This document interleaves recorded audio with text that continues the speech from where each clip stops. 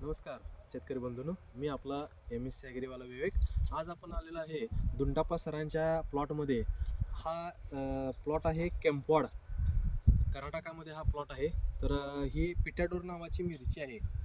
तर एकदम सुरेख अशी तुम्हाला नजारा बघायला मिळेल यामध्ये.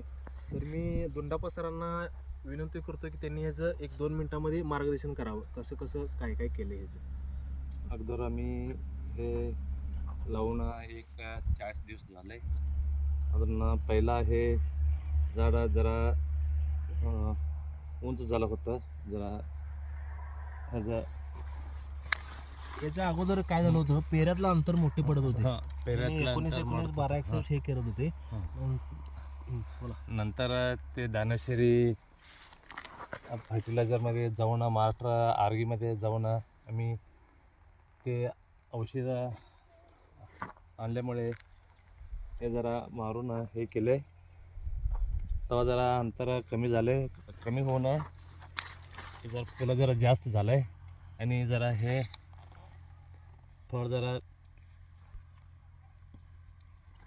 चलो मोठं झालं आहे, चांगलं झालं ते.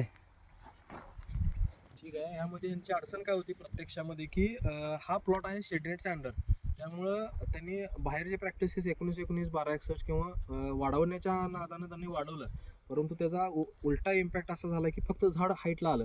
आज आपल्या इथं कमरेल झाड आलेलं आहे, परंतु फळ खूप कमी होतं. मग आपण ह्यामध्ये काय केलं की झाड दाबून घेतलं आणि ते संपूर्ण अशा ह्या, आता तुम्ही इथं बघत असाल तर संपूर्णपणे ह्या सगळ्या नवीन फुलकळ्या तुम्हाला दिसत आहेत.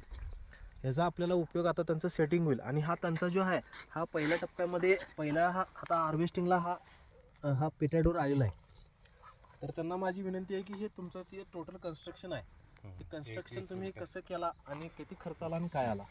ते कन्स्ट्रक्शनला आम्ही ते 1,20,000 पर्यंत आलं आहे सगळं मिळून. ते सगळं कन्स्ट्रक्शन म्हणले.